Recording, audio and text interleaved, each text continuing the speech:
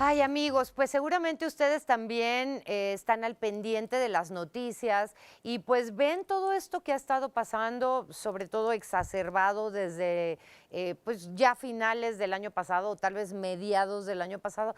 Y me refiero a la llegada de cientos de miles de migrantes que no vienen a México, que tienen que pasar por México porque buscan llegar a los Estados Unidos. Y pues bueno, sobre todo a últimas fechas, con todo lo que ya sabemos de Mr. Trump y bla, bla, bla, pues el no darles pase libre, ¿no? Para irse a los Estados Unidos, se han estado quedando aquí, más los que nos van a mandar, más una colonia enorme que ahora vamos a platicar donde hay africanos y haitianos y no los dejan salir, y otro lado donde hay cubanos.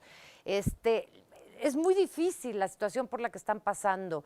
Y hoy está con nosotros una de las personas que más sabe sobre este tema, sobre grupos importantes de migrantes. Está con nosotros la doctora Leticia Calderón Chelius.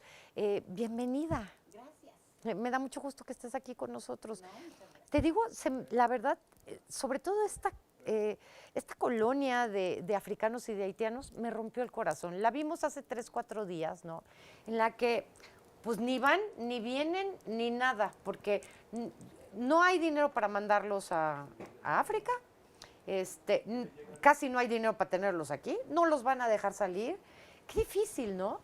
Es una situación muy compleja porque realmente, digamos, ahora se está visibilizando. Pero hay que tener en cuenta que nuestro país, geografía es destino, ¿eh? Sí. Ha sido cruce de población que transita rumbo a Estados Unidos de esta manera, mayoritaria, numerosa, por lo menos 20 años. Entonces, casi 400,000 personas cruzan por nuestro país por año, de las cuales algunos han optado por quedarse, pero en realidad nuestro país es de los países de más baja residencia de extranjeros en el mundo. Claro. Vean la paradoja, ¿eh? Y ojo con esto, porque ahora, como tú decías, hay imágenes que a veces perturban, porque, bueno, obviamente tú ves una masa humana, pero aguas, vamos a bajarle, porque aquí estamos hablando de que este es un fenómeno que tiene que ver con nuestra época. Realmente este es el siglo de las migraciones, de la movilidad, y la gente cuando empieza a rascarle a su propia trayectoria, o vino a la Ciudad de México, o vive en Morelia y era de Oaxaca, o sea, todo mundo podría empezar a encontrar un rastro de migración, sea nacional o internacional. Entonces yo creo que eso puede primero ubicar que esto es un proceso que ha ocurrido y es parte de la historia contemporánea del planeta. Lo que pasa es que no lo habíamos visto así como lo estamos viendo, ¿no? O sea, a ver, como decían el otro día, ay, sí, todo el mundo ayudaba aventándoles comida y dándoles dinero para que se pudieran subir a la bestia, pero ya que viste que se están quedando aquí, entonces ya no. Es que sabes que somos muy hipócritas. Sí. Porque la verdad te voy a decir, insisto, este es algo que ha ocurrido y todos se van a acordar ahorita desafortunadamente de la tragedia que ocurrió en 2010 con los 72 personas migrantes muertas, asesinadas cruel y vilmente y que finalmente destapan, hacen más público este tema. Digamos, en términos de lo popular. Sí, sí. Después acuérdense que en el 2014 hubo lo que llaman muchos la crisis de los niños migrantes, que en Estados Unidos vieron unos niños detenidos, toman fotos los periodistas, se hace viral, digamos, como se dice ahora, y claro, le cae el tema a México porque por México atraviesan niños migrantes, por decirlo así, desde hace mucho, sin la protección que requerirían esos niños por ser menores de edad. Entonces, aquí hay toda una parte donde también somos como muy hipócritas porque ahora lo estamos viendo y también creo que eso ayuda a ubicar el tema en el sentido de que donde hay más preocupación por lo obvio es en las propias fronteras. Ahí es donde como que el apoyo tendría que centrarse más, lo mismo que también el ojo, digamos, crítico en términos de qué está pasando, cómo está ocurriendo lo que tú ahora mencionabas.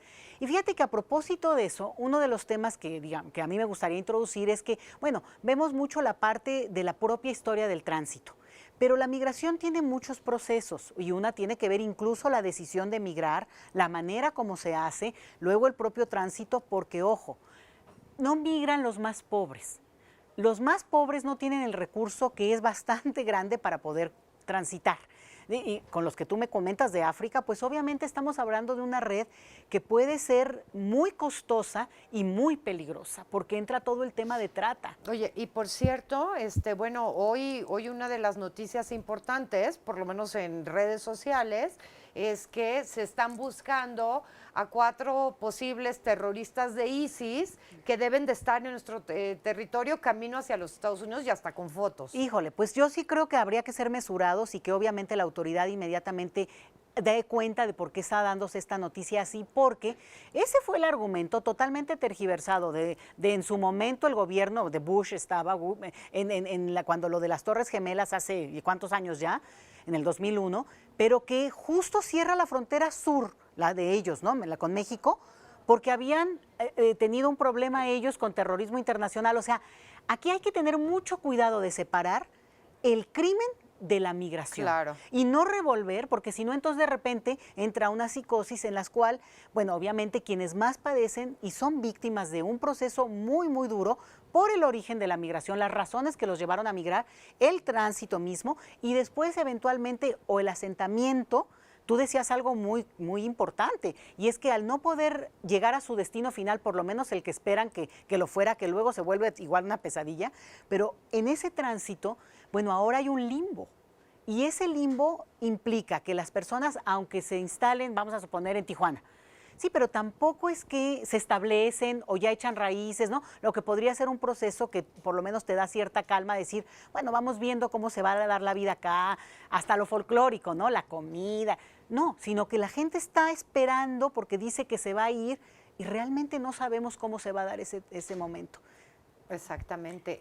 Ahora, se dice que pronto va a haber también olas de migración muy, muy fuertes, pero por cambio climático, o sea, ya no por un tema político, ya no por un tema económico, que a final de cuentas sí, el cambio climático puede tener una afectación económica, pues es muy fuerte, ¿no? O sea, de repente pensar que es que como va a haber sequías, como no va a haber comida, como no va a haber que sembrar, ¿no? Va a ser un calor tan intenso o lo que sea. Mira, sí, creo que es un tema que podríamos debatir mucho más porque tiene consecuencias más estructurales, porque de hecho ya lo estamos viendo, ¿eh? Parte de la pobreza o de los impactos mayúsculos que tienen algunas cuestiones, digamos, de la propia dinámica de la Tierra, bueno, tienen que ver y se multiplican, pues obviamente por la huella del ser humano. Entonces, es verdad, y ese es un tema que se discute ahora mucho, sobre todo en Europa se está viendo muy asociado con la migración que están viendo. Tú decías de África y creo que tiene que ver, pero ahí la afectación ecológica, bueno, pues es una cosa que se puede revertir. Pero yo quiero introducir también un tema, Pita, que creo que es muy interesante y a tu público le puede atraer mucho. Y es el tema de que en el proceso migratorio hay un duelo muy fuerte. Hablamos a veces o lo categorizamos como olas, decías tú ahora, o no, tsunamis, y eso de repente te deja en el imaginario una masa, personas, ¿no? Pero a ver, ojo, estamos hablando de seres humanos, de personas, cada uno, e insisto, a lo mejor es nuestra propia historia que cuando empiezas a rascarle, ¿no? Y ahí lo interesante es pensar que en esa historia hay duelos y que desde lo emocional también se está tocando. Y yo los quiero invitar a aprovechar ahora sí que el 20, porque mira, nosotros hemos incursionado en una cuestión que tiene que ver con atención psicológica, primeros auxilios psicológicos para personas migrantes. No es solo para migrantes, sino también como para tener la empatía y comprensión del fenómeno migratorio y también de alguna manera poder ubicar que puedes utilizar ciertas estrategias psicológicas para cualquier grupo vulnerable, ¿no? Que cualquiera lo somos en un momento dado. Pero entonces vamos a tener un diplomado en el Instituto Mora muy interesante, arranca en agosto y se llama así: Primeros auxilios psicológicos para personas migrantes, desplazadas y refugiadas. Okay. Que da estos elementos, si tú quieres, no solo para el psicólogo, porque ahí sería ya como que tendrían más elementos, pero sí para alguien que pudiera tener o querer entender y acercarse desde otra óptica, no solo la económica, no solo la de la víctima o esto de cómo hacemos para resolver ahorita el tema, o la criminalización o la militarización, o sea, no que los temas más de coyuntura, sino lo que llamamos en temas de migración el síndrome de Ulises, que es esta nostalgia que duele, que cala en el hombro, que cala en el corazón, que cala en los huesos por la distancia, pero que el punto aquí es que no se vuelva patológico para que entonces no pase a mayores. Okay. O sea, que es natural, sí, y que si tú la puedes entender, acompañar,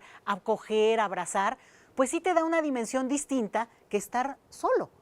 Y eso es parte de lo que de este diplomado, que es padrísimo, y en el Instituto Mora, que además en un rumbo tan fácil de llegar, de ubicarse, creo que les puede interesar. Chéquenle ahí en la página del instituto, pero me parece que podría ayudarnos a empezar a ubicar el tema como algo que llegó para quedarse desde hace mucho, pero que es ser nosotros mismos desde otra perspectiva, y no es ellos, ay, ¿somos solidarios o no? ¿Te acuerdas que este discurso de que, ¿cómo les vamos a dar si no tenemos? Yo creo que esa es otra la discusión, y que vale la pena dejar de verlo como suma cero. Es que tienes toda la razón del mundo, porque si cuando nos cambiamos de colonia, ay, sí, de casa, ¿no?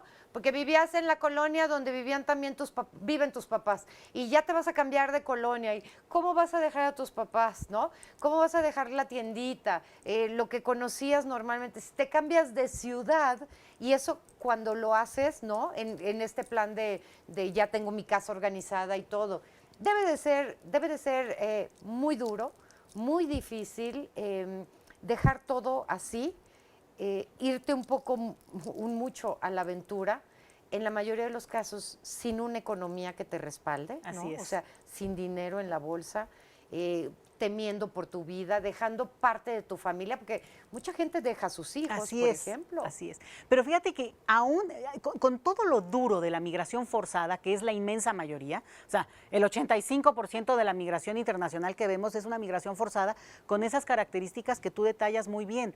Pero esto de la afectación emocional, del síndrome de Ulises, ojo, le duele hasta el que va con la American Express, ¿eh? Claro. O sea, toca. ¿Por qué? Porque tiene que ver con una condición humana, y es esta que tú dices, es cómo me restablezco en otro lugar, cómo me reinvento sin perder lo que he sido, pero también al mismo tiempo reincorporándome a un nuevo escenario, y eso creo que nos puede humanizar más en el sentido de no clavarnos solo con que, es para atender gente que es muy pobre, muy vulnerable, que puede ser, y tendría una intención en principio, sí, para apoyar estos procesos que estamos viviendo ahora, y dejar de verlos solo como geopolítica y economía. Pero por otro lado, creo que puede interesarle a gente que conoce, la típica, ¿no? Bueno, pues yo tengo un hijo hasta empresario que vive en Estados Unidos, ¿no? Sí. Porque acuérdense, este es el país de más emigración del planeta, Pita. Es el país que tiene más población oriunda de su territorio que radica en el extranjero. Entonces, más bien hemos omitido, y por eso yo decía que somos muy hipócritas, porque hemos omitido que la migración, quien no tenga algún conocido, familiar, o yo luego les digo, o cineasta favorito, que viva en el extranjero, ¿no? Bueno, sería muy difícil que en este país hubiera alguien con esas características. Entonces, a lo mejor les resulta interesante acercarse desde otro lado y conocer este proceso migratorio, discutir, claro, que estas cosas de coyuntura también, que si tercer país seguro, que si la Guardia Nacional, lo que ustedes quieran podemos discutir, pero creo que la condición y la calidad humana tiene que estar por encima del discurso que no puede permitir el paso a la xenofobia, Pita. Y que además va a seguir sucediendo, y tal vez cada vez con más fuerza, ¿no? Y en este caso, pues unos irán para arriba, otros irán para abajo. Así es. Y nosotros, quién sabe para dónde vamos a ir, ¿no? Sí, así es. Así es. Nosotros o nuestros hijos o gente que de repente uno piensa que está muy estable en un lugar y por la razón que sea decide moverse. Ahora, ¿hay condiciones que alimentan la vulnerabilidad? Sí. Y hay condiciones que pueden tratar de apoyar, y una es simplemente reconocer que cuando uno está solo, es mucho más vulnerable. Hombre, y solo es emocional también, ¿eh? Sí, sí, claro. Por eso también es obvio cuando ves estos grupos de migrantes, ¿no? Ve cómo los cubanos se juntan con los cubanos, los haitianos con los haitianos, porque quieras que no, pues hablas el mismo idioma. Digo, aunque hablemos el mismo idioma, lo estoy diciendo en sentido figurado. Sí, ¿no? hasta los lugares comunes, ¿no? Y fíjate que eso es una de las cosas que ahora con México, con el proceso migratorio, ha sido muy interesante, porque la inmensa mayoría de la migración acá es centroamericana. Bueno, hablamos el mismo idioma y prácticamente comemos lo mismo y nos vemos igual. Ajá. Pero cuando tú ya tienes algunos otros grupos que son realmente pocos en relación a lo que ocurre en otros lugares, bueno, eso nos abre a la comprensión de estos duelos chiquititos que son, hasta poder hablar de la misma comida, Pita, de los mismos, aún en el mismo idioma. Entonces, bueno, yo creo que abrirnos un poquito a ver el tema de una manera distinta, invitarlos nuevamente al diplomado, pues yo creo que puede contribuir un poquito para que no nos quedemos en el lugar común del tema. Muchísimas gracias. Muchísimas gracias a la doctora Leticia Calderón Chelius. Te esperamos aquí próximamente.